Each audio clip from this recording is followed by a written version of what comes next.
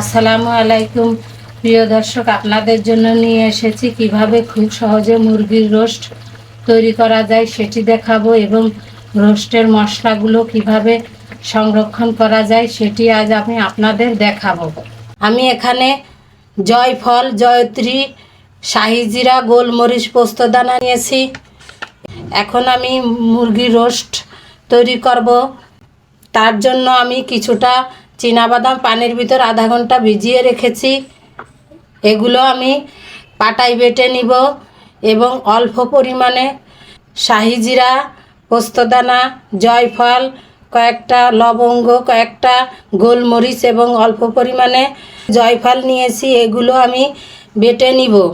যে কোনো মশলা সংরক্ষণে এই ধরনের পলিথিনগুলো ব্যবহার করব না। এই ধরনের পলিথিনে বিষ খাবারে ঢুকে যায়, স্বাস্থ্যের জন্য খুবই ক্ষতিকর। প্রয়োজনে এরকমের আটার পলিথিন এবং শপিং ব্যাগ ব্যবহার করতে পারি, অথবা যে কোনো বিস্কুটের প্যাকেট, চাউলের প্যাকেটগুলো ব্যবহার করতে পারি। তাতে স্বাস্থ্যের জন্য খুবই উপকারী হবে। ভেজানো চীনাবাদাম এবং অল্প পরিমাণে বিরিয়ানির মশলাগুলো এখন আমি বেটে নিব। চীনাবাদাম আধা ঘন্টা ভিজিয়ে রেখে পাটার উপর একটু ডলা দিলেই চুচাগুলো উঠে যাবে। চুচাগুলো ফেলে দিয়ে আমি চীনাবাদামগুলো বেটে নিব। আপনারা এক্ষেত্রে কাঠবাদাম, পেস্তা বাদামও ব্যবহার করতে পারেন। আমি রোস্টগুলো ভালোভাবে ধুয়ে পরিষ্কার করে নিয়েছি। ঠান্ডা পানি দিয়ে দুইবার ধোয়ার পর হালকা গরম পানি দিয়ে ধুয়ে একটা ঝুড়ির ভিতরে দিয়ে দিয়েছি, যাতে মাংসের অতিরিক্ত পানিটা ঝরে যায়। ব্রয়লার, সোনালি কক মুরগি, গরুর মাংস, খাসির মাংস, তারপরে আপনার হাঁসের মাংস হালকা গরম পানি দিয়ে ধুয়ে নিলে মাংসের যে একটা গন্ধ সেটি চলে যাবে। মাংস রান্না করে খেলেও অনেক সুস্বাদু হবে। মাংসগুলো নিয়ে নিয়েছি। এর মধ্যে আমি হাফ চা চামচ লবণ দিয়ে দিলাম, সামান্য পরিমাণে জর্দার রং দিলাম। এখন মাংসগুলো ভালোভাবে মেখে নিচ্ছি, যাতে সব মাংসের ভিতরে লবণ ভালোভাবে ঢুকে যায়। আপনারা এইখানে জর্দার রঙের পরিবর্তে হালকা একটু মরিচের গুঁড়া ব্যবহার করতে পারেন। রোস্টের পরিমাণ যদি বেশি হয় তাহলে মশলার পরিমাণ বেশি দিতে হবে, রোস্টের পরিমাণ কম হলে মশলার পরিমাণ কম দিতে হবে। এখন রোস্টগুলো আপনাদের রান্না করে দেখাবো। চুলাইতে একটা কড়াই বসিয়ে দিয়েছি। কড়াইটি গরম হলে এর মধ্যে আমি পরিমাণ মতো তেল দিয়ে দিলাম।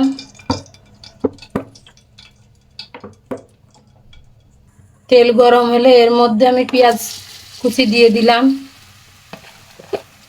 আমি প্রথমে পেঁয়াজগুলো বেরেস্তা করে নিব, তারপরে আমি রোস্টগুলো রান্না করে আপনাদের দেখাবো। চুলার জালটা হাইটে রাখতে হবে, যাতে পেঁয়াজগুলো তাড়াতাড়ি লাল লাল হয়ে যায়। পেঁয়াজ বেরেস্তার মধ্যে আমি সামান্য পরিমাণে একটু চিনি দিয়ে দিলাম, এতে পেঁয়াজ বেরেস্তাগুলো তাড়াতাড়ি লাল লাল হবে। পেঁয়াজ বেরেস্তাগুলো খুব সুন্দর লাল লাল হয়ে গিয়েছে। এখন আমি চুলার জালটা বন্ধ করে দিয়েছি। এখন পেঁয়াজ বেরেস্তাগুলো তেলের ভিতর থেকে তুলে নিব।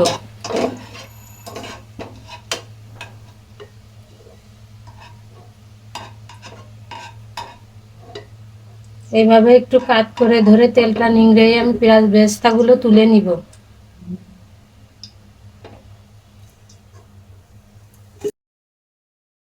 পেঁয়াজ বেরেস্তাগুলো উঠিয়ে নিয়েছি। ভালোভাবে পেঁয়াজ বেরেস্তাগুলো উঠিয়ে নিতে হবে, যাতে একটুও তেলের ভিতরে না থাকে। এই তেলে আমি রোস্টগুলো ভেজে নিব। এই তেলে আমি মাংসগুলো ভেজে নিব। আমি মাংসগুলো হালকাভাবে ভাজবো, বেশি ভাজবো না। বেশি ভাজলে রোস্টগুলো শক্ত হয়ে যাবে। মাংসগুলো ভাজা হয়ে গেছে, চুলার জালটা বন্ধ করে দিয়েছি। এখন আমি মাংসগুলো উঠিয়ে নেব। রোস্ট ভাজা তেলের ভিতরে আমি পেঁয়াজ কুচি এবং গরম মশলা দিয়ে দিলাম। পেঁয়াজগুলো একটু লাল লাল করে ভেজে নিতে হবে। পেঁয়াজগুলো লাল লাল হয়ে গিয়েছে। এর মধ্যে আমি 2 চামচ পেঁয়াজ বাটা দিয়ে দিলাম। 1 চামচ রসুন বাটা দিয়ে দিলাম। তেলের ভিতর মশলাগুলো ভালোভাবে একটু কষিয়ে নিতে হবে। এখন এর মধ্যে মশলা ধোয়া একটু পানি দিয়ে দিলাম। এর মধ্যে আমি যে জয়ফল, জয়ত্রী, শাহি জিরা, পোস্তদানা নিয়েছিলাম অল্প পরিমাণে, সেগুলো বেটে রেখেছিলাম, সেগুলো দিয়ে দিলাম। 1 চামচ আদা বাটা দিলাম। 1/2 চা চামচ জিরার গুঁড়া দিলাম। 1/2 চা চামচ ধনিয়া গুঁড়া দিলাম।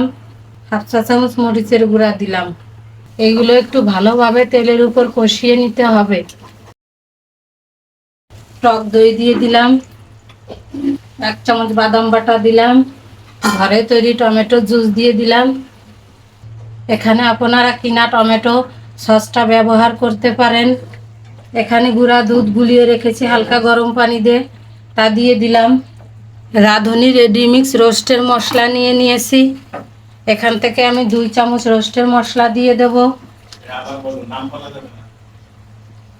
আমি 2 চামচ রোস্টের মশলা দিয়ে দিলাম। এখানে আমি পুরা প্যাকেট মশলা ব্যবহার করছি না, কারণ আমি এই যে জয়ফল, জয়ত্রী, শাহি জিরা বেটে দিয়েছি, এই জন্য আমি প্যাকেটের মশলা 2 চামচ দিয়ে নিলাম। আর আমি অল্প পরিমাণে রোস্ট রান্না করছি, এই কারণে আমি অল্প মশলা দিলাম। বেশি পরিমাণে রোস্ট রান্না করলে বেশি পরিমাণে মশলা দিতে হবে। আগুনের হিট দিয়ে আমি মশলার প্যাকেটটা একটু লাগিয়ে নিব। লাগিয়ে নেওয়ার পরে একটা পলিথিনের ভিতরে ঢুকিয়ে একটা কৌটায় ভিতরে রেখে দেবো, এতে মশলাটা ভালো থাকবে। ফ্রিজে নর্মালে রেখে দেবো, মশলাটা ভালো থাকবে, পরবর্তীতে আবার আমি রান্নায় ব্যবহার করতে পারবো। 1/2 চামচ লবণ দিয়ে দিলাম।